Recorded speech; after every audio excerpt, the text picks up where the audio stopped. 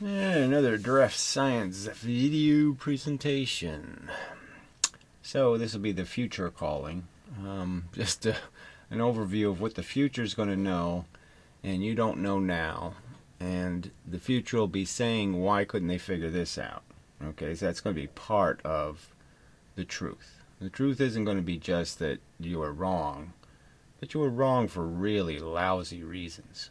And so I'm just saying, part of the commentary is going to be is you suck. And that's it. I'm just sorry, but that's going to be the place you're going to be. You're going to be in the ash heap of belligerent jerk and troll, and you couldn't possibly have anything called a rational discourse in any way. You couldn't make arguments worth shit. You were just religious fanatics. You took science and turned it right into a religion, right into a dogma. And if somebody could attack any part of your Bible, then you felt like your whole Bible was threatened. If one verse can be extracted because it's not quite right, well, then it obviously wasn't written by God, and therefore there's lots of it that can be extracted. And so that seems to be the paranoia that generates all of this frickin' hostility to anyone who makes any kind of statement saying why, even asking the question why, right? You see it in the message boards. I saw another one where somebody asked the simple question, look, if I do this MV squared thing and we take it seriously and I put it out in space and, it doesn't work. It gets a funky number. How can this be the right answer? And they just kept berating him with formulae. My derivative says so. Okay. And the guy's like, well, no, it doesn't say so, because if I create certain conditions, it fails.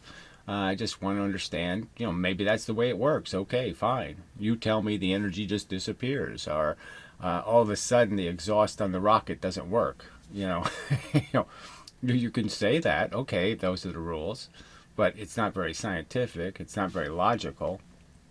Well, anyway, so that's sort of the place we're in, right?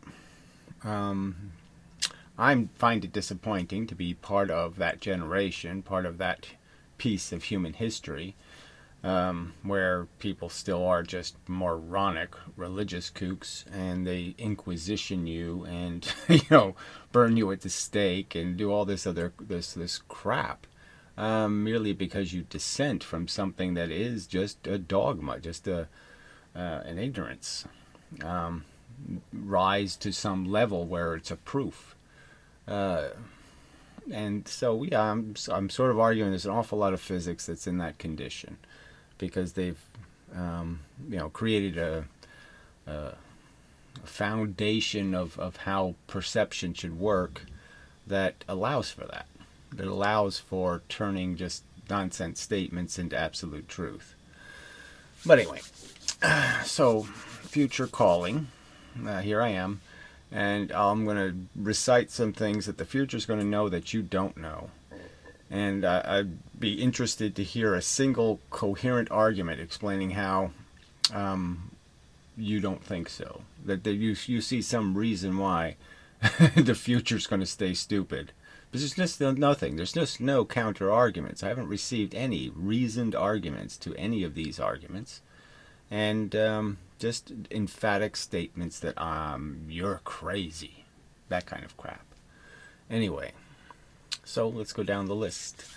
Only one universe, the small universe. Now that one, they might say some physicists believe that, but they don't talk it. Okay, they certainly don't describe it that way, because that implies free will's out the window. Lots of stuff is gone. That none of this is happening in terms of us interacting in real time. None of it. Okay, the little universe is making it. Little universe, little tiny electrons and protons getting pushed around by a thing called force, and that is creating this whole sense of something more elaborate. And that's just because the fact that the matter consolidates and it arranges. And arrangement is everything. And so you can create pendulums. You can create redundancies in the universe where something just happens. You know, it's a little trap, a little something. And those little mechanisms can be piled on top of each other and create things that look like they're sophisticated, but they're really just made out of a bunch of dominoes or a bunch of something that just redoes the same thing over and over and over and over again, and then can make subtle changes to the same thing. And you know, those will be what we'll call our vocabulary, and then you could just, you know, extrapolate out. But there is no, the big universe doesn't have any rules. This universe doesn't have any rules. All the laws, all the rules, all the function is in a little tiny universe. So if you're going to say something's a law, it has to be a law in the little universe to be a real law. All right. It's all push, no pull. Now, I've said this one a million times before, but this is the one they could have gotten really early on that would have been really good for physics to recognize. Is that's what they're really searching for. Where's the push? What created the imbalance in the pressure? Because essentially that's all it runs on. So I could have just said, well, I could elaborate and say it's all about differentials in pressure, and the forces create the pressure. If you collect more matter together, you change the force arrangement, therefore you've created the push, or the absence of push, and that's all there is. So there's push and absence of push.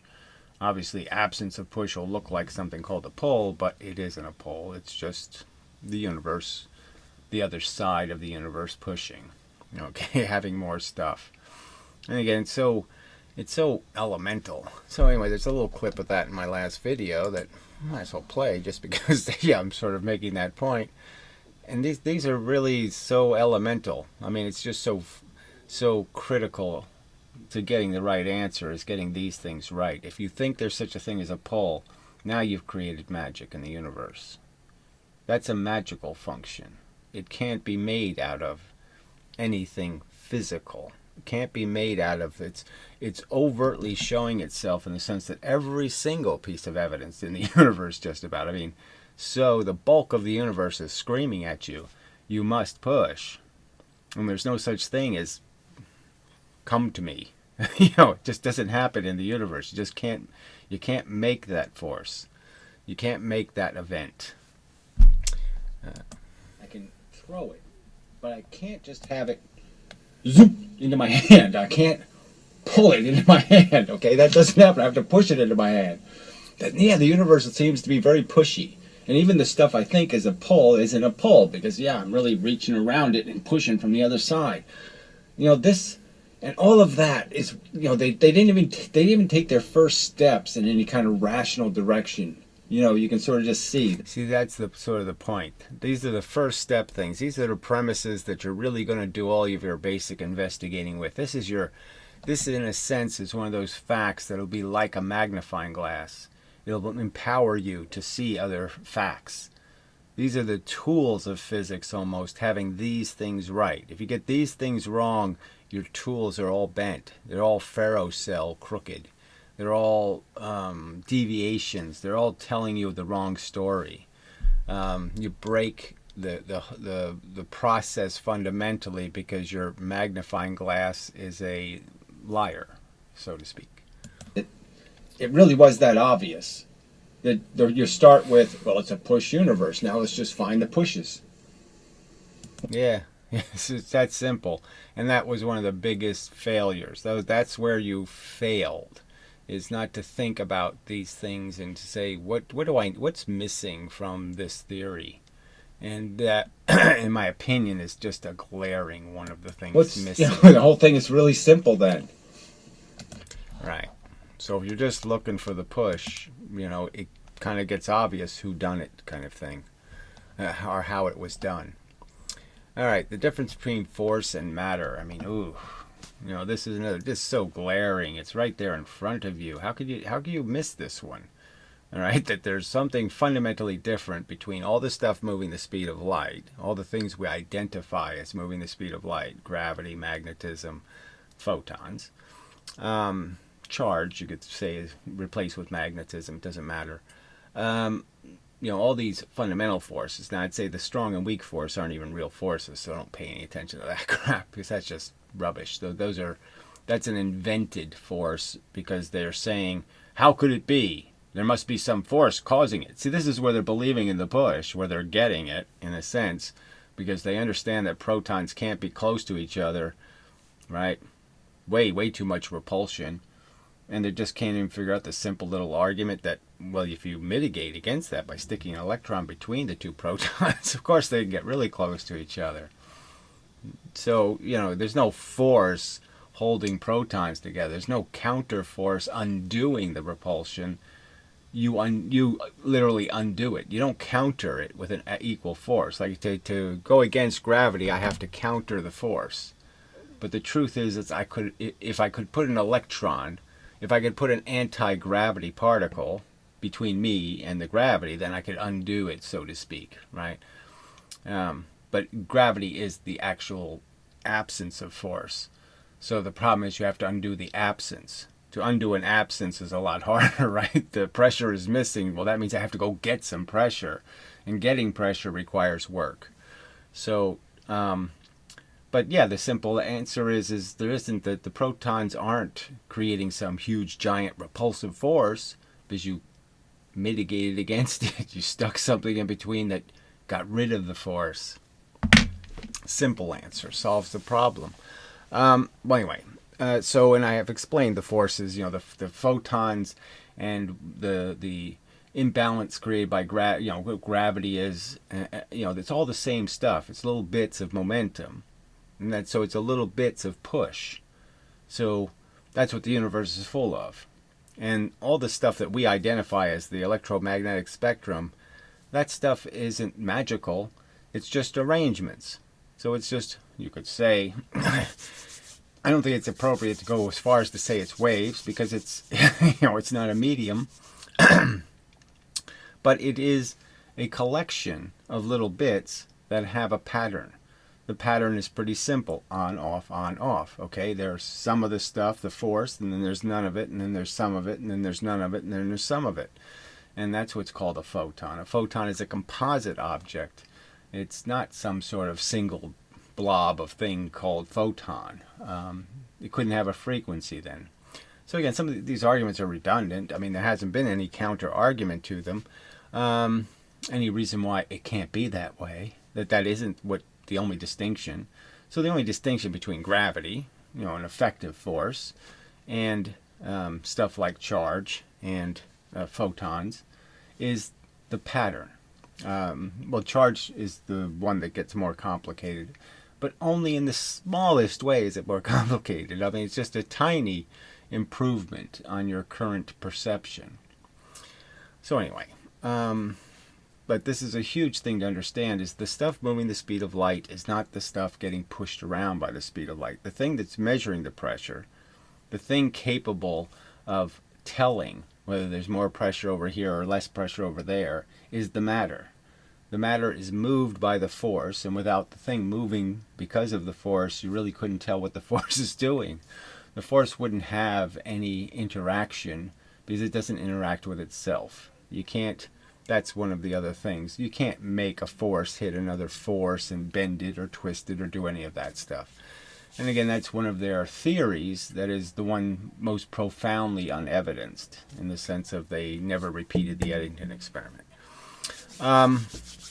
So a huge deficit in their scientific process. This idea that you're supposed to repeat, you're supposed to be sure, you're supposed to be careful, none of that has taken place in the history of physics. For many of their fundamental dogmas. They state it's a truth because they proved it, but their proof isn't good. So anyway, huge difference between the stuff, the little stuff that has momentum, that's moving the speed of light, and the matter stuff, the electrons and protons that don't move the speed of light and have to be pushed everywhere they go. Big difference. All right. By definition, elemental function, by definition, I guess there's a "the" that's missing. The elemental function, gravity, is a non-conservative force. by definition, its elemental function, and elemental function, I guess that's what it would be. Gravity is a non-conservative force. So, it's a subtle argument, but clearly you can look at what gravity's doing, and you can say, yes, it's conservative if I'm traveling through it. That is, it'll give me the same, it'll pull me as much as it pushes against me leaving. So it'll give me as much going towards it as I have trouble going against it. So it's obviously a current, and it has a consistency. All right, if I go with the current to get to the store, I have to go against the current to get back home, if I lived on a river or something. So in that sense, it's conservative, but it's clearly not conservative in the sense it seems that it has to go somewhere and it goes off a waterfall, so to speak. The water doesn't come back. The water doesn't recycle. The water doesn't do any of that kind of stuff. So whatever's creating the differential is not a conservative function. And I would argue that's because it's actually using some of the energy of the universe to create gravity. It's making force move slower inside of material objects, and by making the force move slower, that is, go less than the speed of light, it's degrading the energy of the force. The force is defined, its energy is defined by going the speed of light, mv. Clearly v being very important, but anyway, and if I reduce that speed, I reduce, in essence, its momentum. It's the reality of its function. I mean, how much it has, what it's done in the universe. I slow it down, it means it can't go as far. It's consumed some gas, because now it's going to be delayed in getting to other places. Lots of ways to put it. I've done videos on it, so blah blah. I won't go on too long. Okay, waves emerge in systems. They are not elemental. So this one, like I said, all reasonable people should be able to agree that that's all the evidence. There's no evidence that there's a jellyfish at the core of anything, going whoa, whoa, whoa, whoa, whoa, perpetually making waves in some kind of medium. No evidence at all that that's how things function. And so it's, it should be agreeable that, yes, systems can have a thing called a wave in it, okay, but nothing elemental can be waving. It's got to be a medium. And I would argue that all the things they claim, water waves are real waves, okay, sound waves are real waves. They're in mediums, they're in substance, they're in matter. But you can't wave a force in any real way because in only a synthetic way. You can force bullets to look like a wave, right? You could have 100 guys shoot bullets, and you could have them shoot them all at the same time, exactly the same time. So there's 100 bullets coming, and then there's no bullets, and there's 100 bullets, and then there's no bullets. But no way is it a wave because none of the bullets are connected to each other. If one bullet goes this way, the other bullets don't need to do that. They don't follow each other. There's no stickiness. And waves require, in a medium, they require the medium to have stickiness. The stickiness either has to be made because the molecules are sticking to each other, or it has to be made like our atmosphere because there's pressure pushing the molecules together. So they have to interact with each other. And that's the only way you can have waves. So just a really bad idea. That's kind of a new one. All right, physics didn't do this wavy stuff till whatever the 1700s. They started getting obsessed with waves as a way of explaining anything. But it's just like the push-pull thing. It's just fundamental to getting the right answer or the wrong answer. You've got to choose wisely between this idea that momentum, okay, discrete momentum moving in the universe of empty space, or the idea of, everything being tied together and everything waving somehow. And there's just so many experiments that just clearly point out that wave isn't practical. Laser beam just is kind of an overt demonstration that obviously the medium has become irrelevant. You're really sending discrete individual bits in a direction. Absolutely no reason to believe there's a medium controlling, just silly. it is silly. I'm sorry, but that's the only word to use. The past was silly, and the future's going to look at it and say, why were they dogmatic about these things? Why were they so attached to that as a concept? Why did they look at this choice between particles and waves and have some kind of difficulty with it when the whole universe is just screaming? What's an avalanche? Oh, it's a bunch of individual boulders. It's not some sort of wave, a wave avalanche. Anyway. Time is just a function, just a consequence of things moving slower than instantaneously. So it wouldn't matter what the slowness speed was, what the something less than instantaneous. As soon as you have anything moving slower than instantaneously, you have time. And clearly, in this universe, you can have things moving a lot slower, profoundly slower. I mean, our function is so much slower than the elemental bits that are creating our thoughts. My brain is doing millions of switchings and things, billions, really, for every second of conversation. It's working so much faster than me, and yet it's very slow compared to instantaneous. It's always very slow compared to instantaneous. And so as soon as you have something moving slower than instantaneous in terms of going from point A to point B, anything slower than immediately now, you have time. So that's all it is. Time is nothing. Okay, time is a symptom of slowness, and that's it. And it's not very meaningful. It doesn't have it's not a dimension. It's not a place. It's none of these things.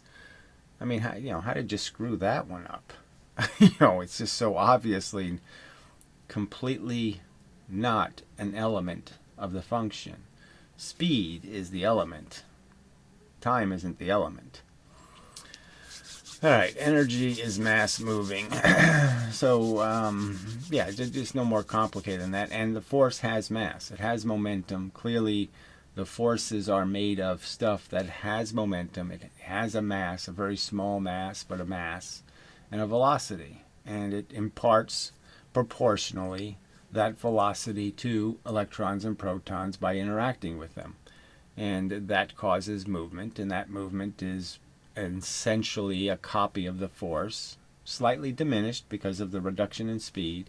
Some momentum is lost in the pushing process, but a substantial amount of it isn't lost. The piece of matter will move, and it moving means it's going to have a new force interaction with the rest of the world and such. But that's all there is. There's just momentum. There's just things with mass moving, and how you arrange the speed and mass ratio will tell you what the momentum is.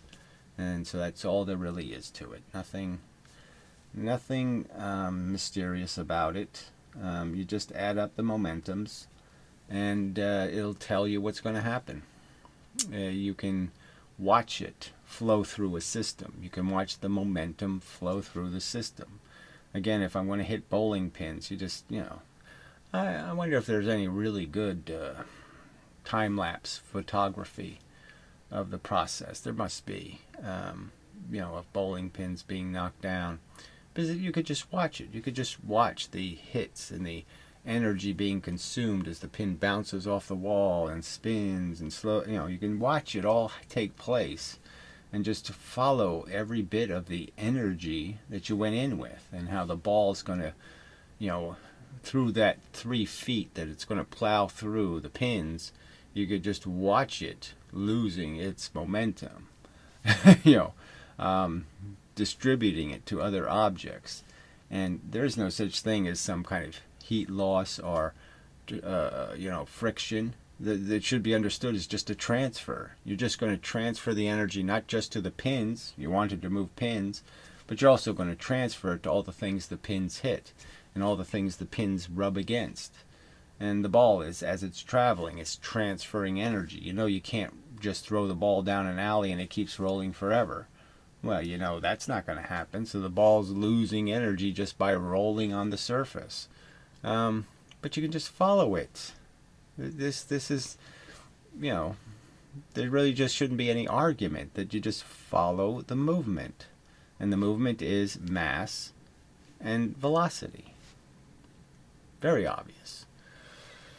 All right. The universe is just bits of force moving bits of matter. So I already said that. Photons moving electrons and protons. Okay, so I use the word photons there because we don't have a good word for something more elemental. And so that's a big problem. So I have to definitely fix that, because the word you have to describe something, that's why they say virtual photon. It's not really a virtual photon in many of these charge transfers and other things. It's kind of the wrong way to look at it. It's a piece of momentum. Okay, it's a bit of force. And the bits of force, when they're at a frequency, that's a photon. When the bits of force aren't at a consistent frequency, that's charge or gravity. So, big difference in understanding, but we don't have vocabulary because we don't have the right word for the elemental bit. A photon isn't a ton. It isn't one round thing. It's a composite of the real things that should be called, say, photons. The real things that should be called energy ton, quanton, some other ton word that would be much more descriptive of the fact that it's just an amount of momentum. And it's in this form of these little bullets of momentum. And that's the right way to view it. That's the accurate way to view it. It is momentum moving through space. When a force moves matter, it loses some of its energy. So that's the gravity argument, that in that one case, the universe, the energy is not conserved. So in that one case, you can't say it's a law that you can't destroy energy, because the fact is that little bit of energy is destroyed in a sense, in the sense that you've reduced the momentum of the force by having it move a subatomic particle like a proton or an electron. And you can sort of understand why it's non-conservative, because you could sort of understand that if it's moving something from two locations, back and forth, that it's never doing any real work. It just ends up back where it started. And ending up back where you started isn't likely to be changing the universe in any real way, substantial way. Now, obviously, the process of moving, you're moving into the force over here, you're moving away from the force over there, and when you move back here, you'll be doing that again. But whether that could change anything or do work is the question, because you keep exchanging the pressure. So all you're doing is like a wave. You're compressing and then expanding and then compressing and expanding. But if you add up what you really have, you have the same amount of pressure. You just have it in different portions. You've just apportioned it differently. Just as I could do with bullets. I could send the bullets, right after each other and have no inconsistency, or I could send 3 bullets and then no bullets and then 3 bullets and then no bullets. The total bullets is still the total bullets. And the point is what gravity's doing is consuming the velocity of those bullets. And that, a little bit of the velocity.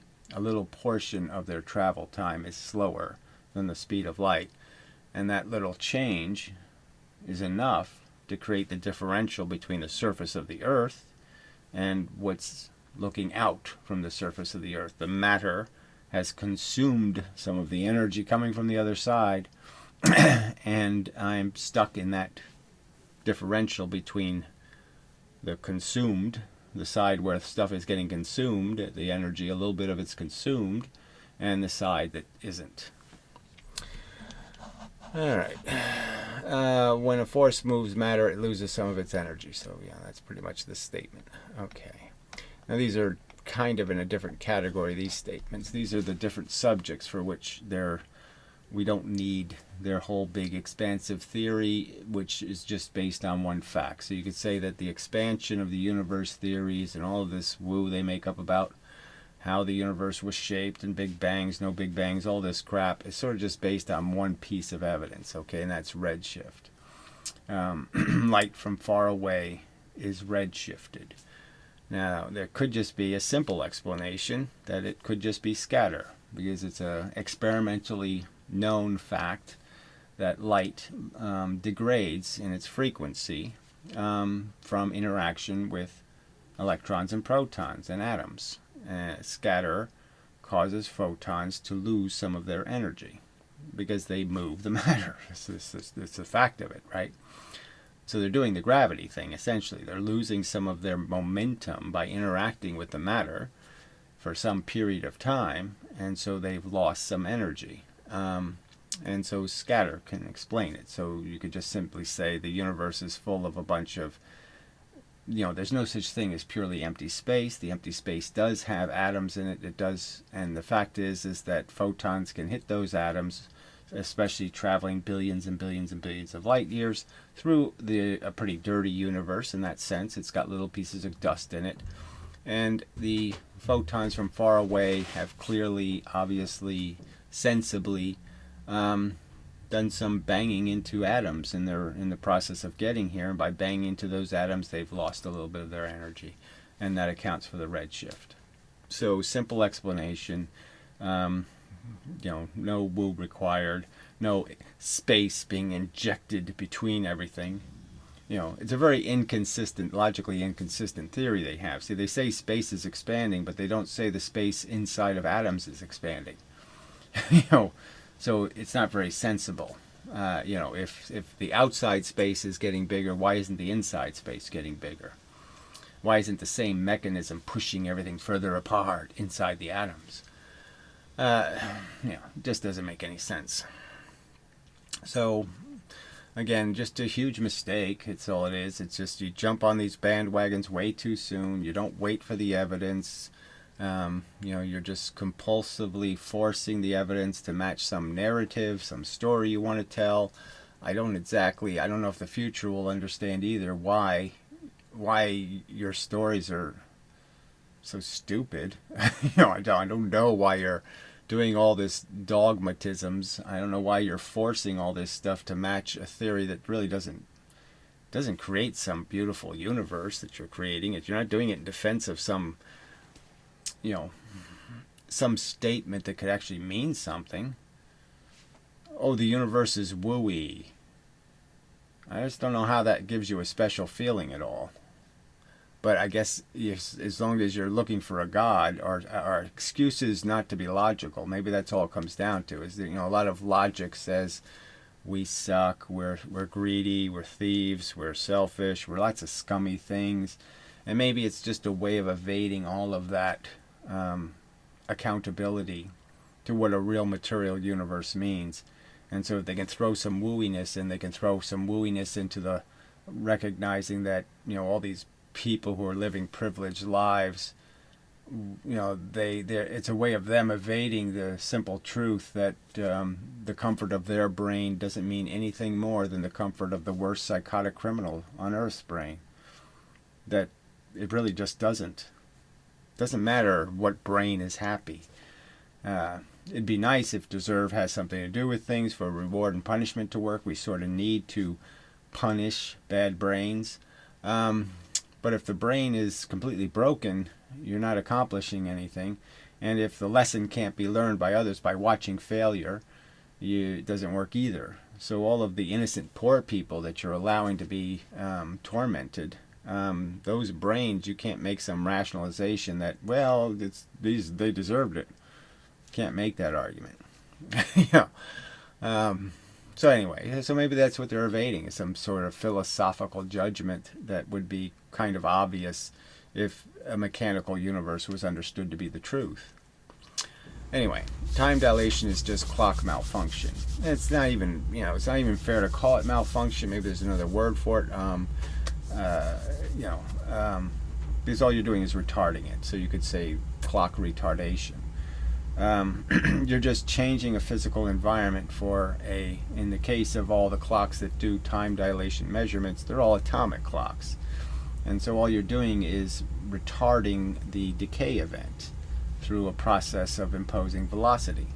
And in this case, velocity can be understood two ways.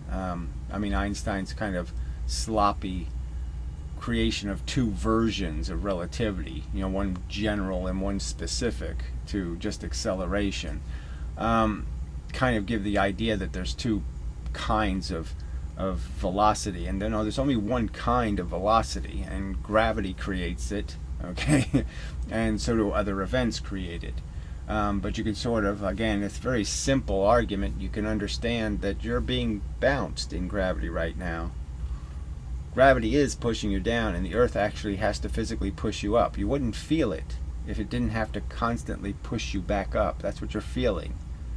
That's what you're feeling when your ass gets sore. You're feeling the pain of having the Earth keep pushing back at you, constantly pushing back. Obviously, to push back, you need to push in. So you're moving constantly in the gravity. You're bouncing in it. And that simple understanding that things that are bouncing very fast, rapid bouncing, they're traveling a lot more distance because they're bouncing back and forth very quickly. And in light gravity and less gravity, further up in the atmosphere, even though you're going much faster this way, you're bouncing a lot less because the force of the gravity is much weaker. So you go much further, and you don't really have the same amount of ups and downs, changes in direction. And so we're actually moving faster. Our atoms, our subatomic particles, our electrons and protons here on the surface of Earth are going up and down a lot faster than the stuff up in space.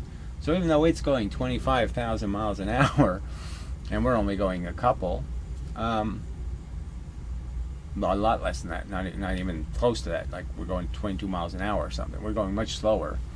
The fact is we're bouncing a lot more. And it's about the speed of the basketball, not the speed of the basketball player. And so, although it doesn't look like we're moving very fast, on a subatomic level, we're a lot more energetic. And so that simple explanation, finishes the subject pretty completely. No need for this space-time warping nonsense. It's not a good answer. Doesn't fit. Okay, with all the other notions of what a force is and why forces exist. And that simple explanation undoes any need to think that there's some warpable time dimension out there. No, time is just a function, and clocks are very environmentally sensitive. So if you change the environment of the clock, you'll get a different reading on the clock. And you can know that from your own life. You can hit your clock with a hammer or something, and you'll figure out I can lose a couple of seconds. I can screw it up. Well, you can screw up atomic clocks too. Anyway, okay. Yeah, kinetic energy formula is a nonsense. I don't even know how to make that any clearer. It's just got terrible history. Absolutely almost zero good experiments to defend it. Just so silly on its face. How could anybody fall for this nonsense? The bowling ball, very good example. The 8-pound ball is supposed to have twice as much energy as the 16-pound ball. If you throw both of them with an equal amount of force, somehow the 8-pound ball has twice as much capacity to knock over pins. Everybody knows that can't. Everybody who's ever worked bowling knows that's not the truth. You throw two things in the air, a light thing and a heavy thing, something twice as heavy, and you throw them with both of them on the same stick. So you're definitely giving them the same momentum, the same velocity, and there's a big surprise that the lighter one goes much higher.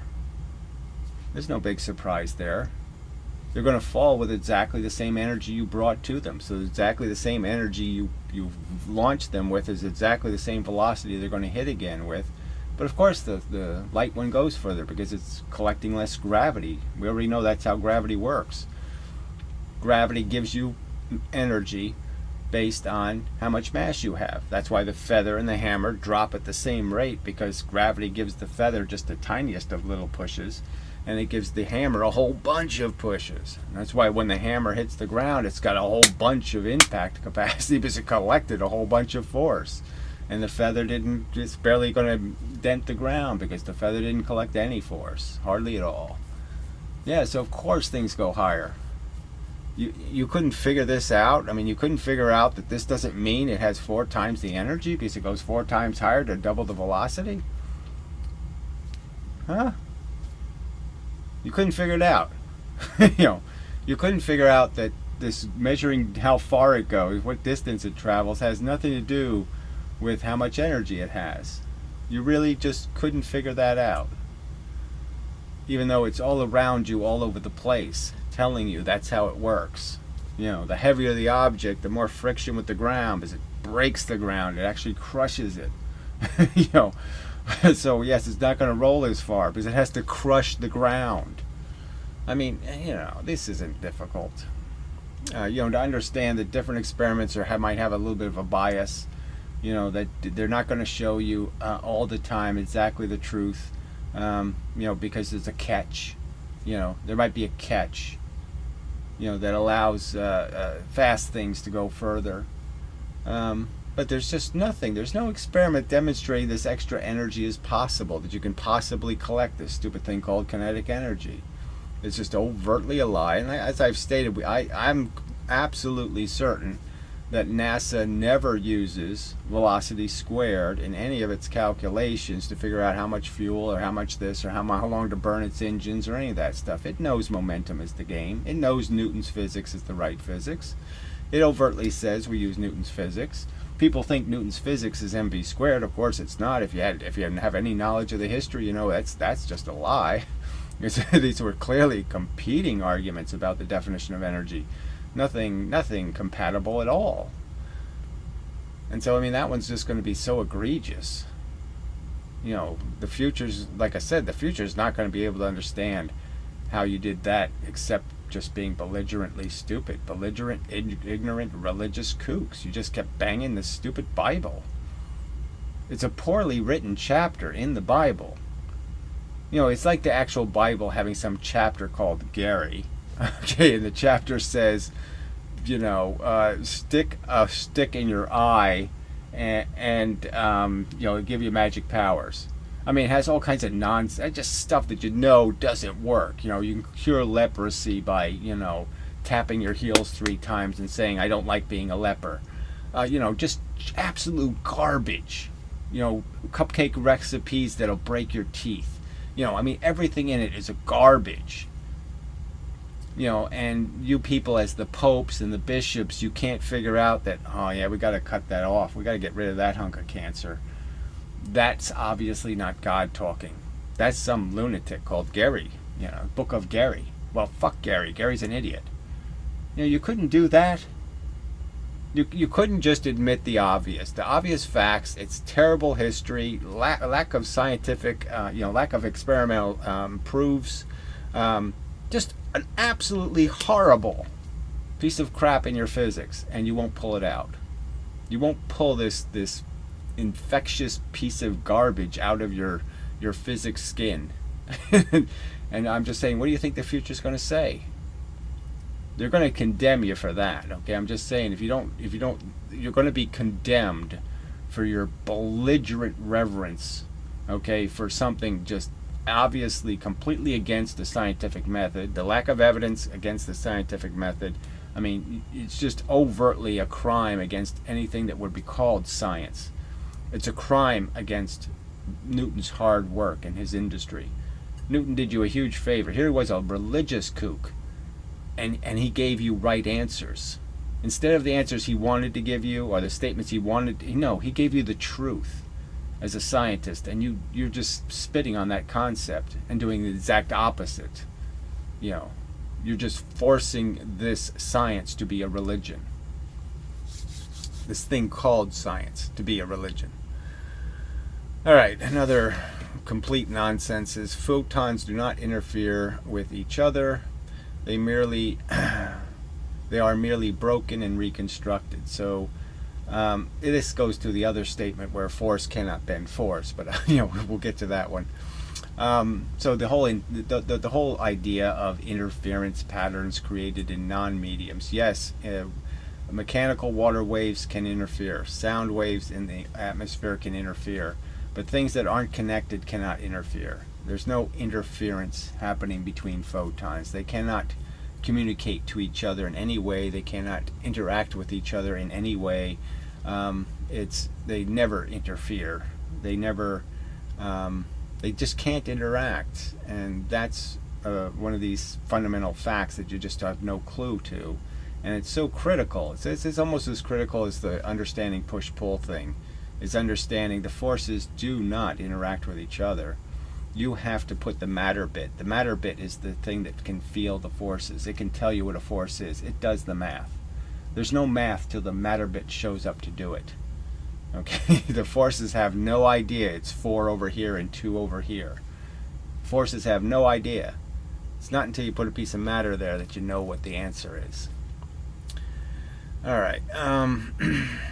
So yes, and the simple answer is that photons are a composite object of a couple of elements, and those elements can be separated and then recombined back into the same frequency. So all you're doing is you're putting a frequency in, you're breaking the frequency, but you're retaining its phase. The phase is still in space, and all you're doing is you're just breaking the phase. You had the phase, right? By disorienting the pieces, sending them different places, you disrupt the phase, and then you can have a place where the phase is re-established again. So you just take the pieces and put them back in the right arrangement. And that's all. Reduplicate the pattern. Again, it's a very simple pattern. You break a very simple pattern, it's easy to remake the very simple pattern. So I have a whole video on that subject, so I won't go into any more of that, but a glaring mistake, and hyped. No, I guess the important part of that subject too is it's another example of your belligerence and your cheating and the fact that you didn't care about the truth, because the whole description of this double slit, the Young experiment, was wrong the day it was drawn. Okay, so it's 200 years old and you still won't say, well, that was really wrong. I mean, it's the right idea, but it's yeah, he was technically wrong. You won't even say that he was technically wrong part. Amazing. Then you'll make up fake experiments, never took place. We detected, and this is what happened when we turned our detectors on. No such detectors ever happened. You'll claim that, oh, a spot that is light, I shine another flashlight on it and it gets dark. And you never did this experiment. You don't have this experiment as evidence. It's very poor performance.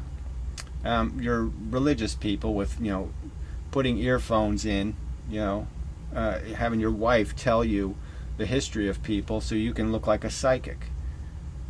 And that's what it really is. It's that bad. The performance is that bad, where you're just like the fakest of religious people. The ones so cynical they don't even believe in their religion, so they'll fake it. Because all they want is the money. And that's on you. That crime is going to be on the list. The future is going to read the raping the truth list. How many times did they rape the truth? How many times did they act dishonorably? How many times did they just try to shove this religion into the mind of man? Hammer it, hammer it, hammer it. Religious fanatics. These aren't scientists. These aren't people who love the truth. These are people who despise the truth and are threatened by the truth. All right. Photons don't interfere with matter broken. Okay, entanglement. Well, wait, we good. Photons, yeah, we did that. Okay, entanglement is a UFO theory under evidence. I mean, clearly under evidence. The evidence, they don't show you the entanglements happening because it's this whole complex pile of experiments that have to do with beam splitters, polarization filters, which they don't understand at all, frankly. They don't really know that beam splitters don't create two equal beams. They don't know what polarization even is, yet they think they can understand how it gets filtered. So just really bad. And it really just comes down to, again, the fact that they really don't understand that photons don't interfere with photons. That all you can do is break a photon and remake a photon. And if they understood that simple principle, they would understand why they get different results in these experiments. All right. The force cannot bend a force.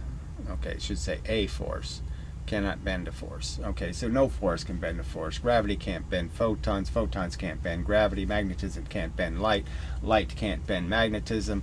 None of this stuff happens. That's a law they should have established. Okay, is that forces do not interact with forces. So if you're holding out for some kind of that notion, forget it. It doesn't happen. The most famous experiment on this subject is the Eddington Experiment, which is supposed to be evidence of this event taking place and happening by Einstein's rules, which are kind of silly on their face, that somehow photons not only are bent by another force, they're bent twice as much as anything else in the universe. So all the electrons and protons and atoms and Earths and moons are only bent a certain amount, and photons are bent twice as much. So the fastest thing in the universe is somehow bent more by this magical interaction that isn't duplicated anywhere else in physics. No other force performs this task. No other force, this event doesn't happen anywhere else in the universe. And their evidence is they have a 100-year-old experiment that they never repeated with better technology. They have 400 times better resolution from space, and they've never even conducted the experiment. And so this is just garbage. They have some galactic lensing images that make no mathematical sense at all, that are completely, all the perfect symmetry that should exist mathematically doesn't exist. They're kind of obviously probably explained by some other phenomenon that doesn't have anything to do with gravity bending light, because it doesn't happen. So another one you got wrong. You took really cruddy evidence and you sell it. You show people little smiley face galaxies and stuff. Look, it's a smiley face lensing. And it's a lie. Okay, because your own science says this isn't quite right.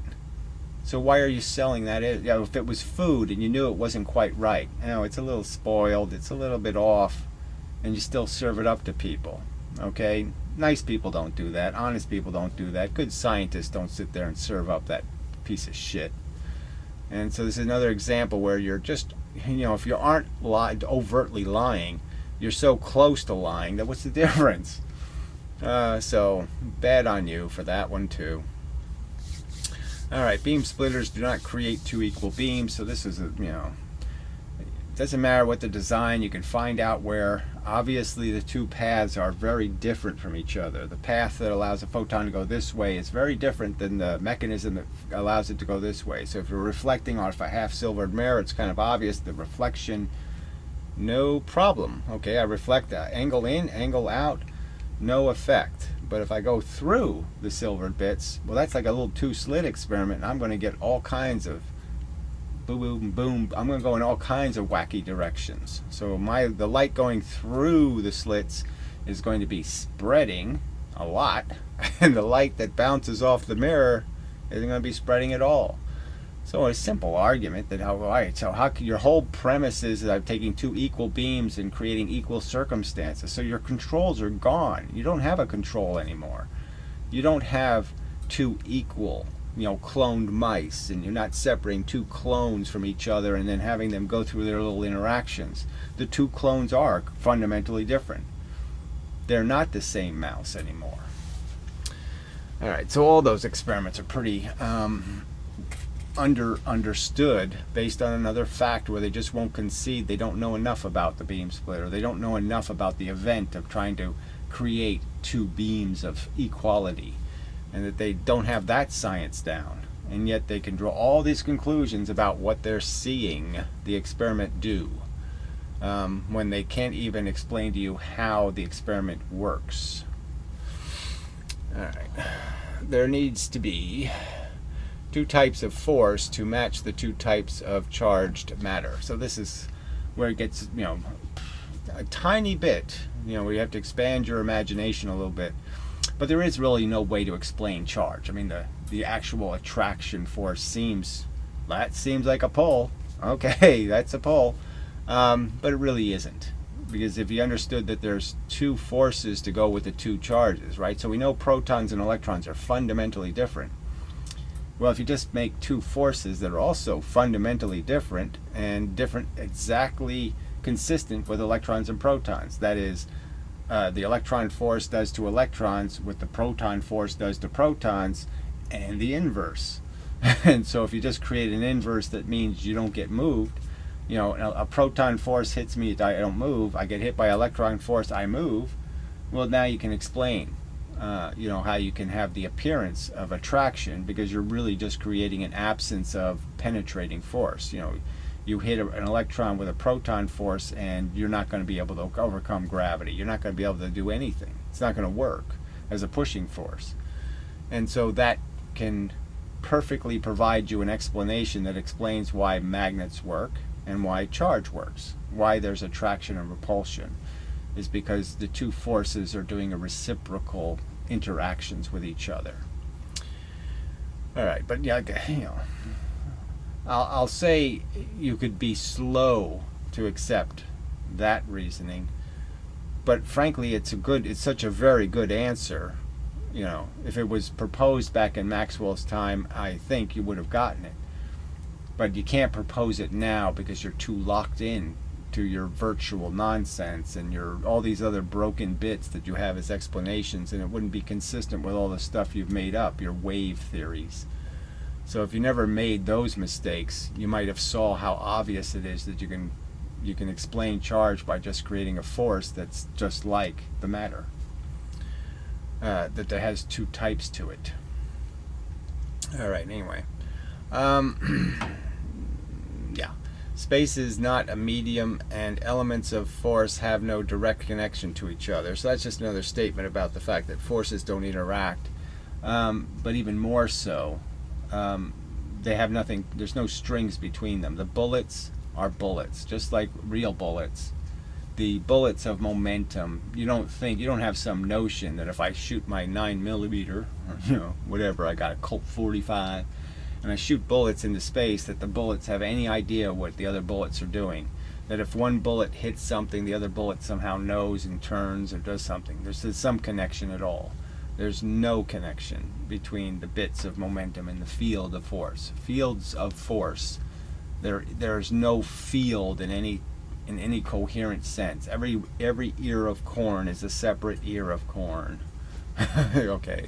And they do not move together. They have to be forced to move. And yes, a whole bunch of them can be moved by the wind can come and blow and move each individual piece of corn. And that can look like a wave of corn moving. But no, they all just got moved by a force that did that. The force moved them all in sequence. But there's no wave of corn. All right. Let's see. Okay. There are force bits, electrons, protons, atoms, and collections of atoms, and that's it. So that's all the universe is made of. You have the force bits moving the speed of light in a direction. You have the electrons and protons, which they hit and push. Okay. And while they're pushing them, they're obviously not going quite the speed of light. And when they stop pushing, they go back to doing their regular business. And then you have atoms, which are the collections of the electrons and protons. And the atoms can be in collections of atoms. Okay, and it's just electrons and protons in very discretely patternistic connections. It's like all metals are crystal. Things are in patterns when they're stuck together. So they have patterns built into their more complex arrangement, their collections. So it's a collection of pattern, essentially, but it's just electrons and protons. The pattern is made out of just dominoes. You could draw pictures with dominoes, and you can create a pattern, but it's just dominoes. It's just elemental bits in a pattern. All right, and that's all there is. There's nothing else happening in the universe. There's just those processes. The process of the force bit, the interaction with the electrons and protons, the fact that whole collections of atoms can create environments, okay, and systems, and but the system is really happening on the elemental level. The electrons and protons are doing the connecting to each other. The force is the glue. It's all controlled by the movement of the force interacting with the movement of the electrons and protons. And the fact that the electrons and protons do have this plus and minus bias means that they get into very specific geometric shapes, and those geometric shapes have patternistic behavior. They behave in very specific ways, and you can create all kinds of complex systems out of those Legos, those building blocks. But that's all it is. It's a Lego universe. Legos are a little complicated just because it's not just some flat surface with little round things on it, okay? It is electrons and protons. But that's all it is. It's all made out of those little clumps. Alright, so I think that's enough. Yeah, alright. I mean, there are other parts of this video. I did some good ranting in this video. There was lots of good punchlines. I think somewhere in here. This wasn't bad either. I forget what it was about. But to understand the universe, know that single photon thing is very tricky. Because how do you, the whole frequency thing, it has to be made out of more than one element or you can't have a frequency. Alright, well that's just where I was going on about that little part. But I mean, it's just so illogical, this ghost photon theory they have. And it was bad enough that they said, well, you create ghost photons when you go through the little slits of the mirror. But it's even worse when they say, no, you created a ghost, you turned one photon into two photons before it even got to the double slit. It already turned into two. And one of them is going to bounce off the surface, the mirror, and one of them is going to go through the magical opening. And somehow, I mean, it's gotten so unreasonable. The drawing is overtly insane. A single photon, right, bounces off the mirror and goes through the opening. The whole entanglement bullshit theory, the whole Copenhagen blah blah blah, was all supposed to be about the fact that going through the slit turned it into two wave functions. How did you turn it into two wave functions before it even got to the slit? I mean, it's so bad.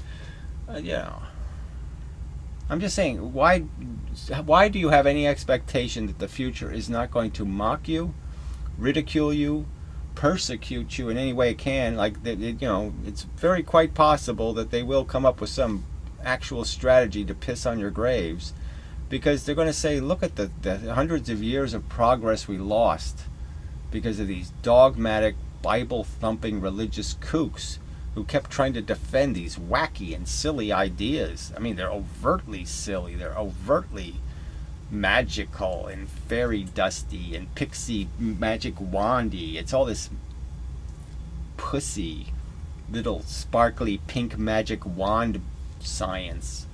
It's so bad.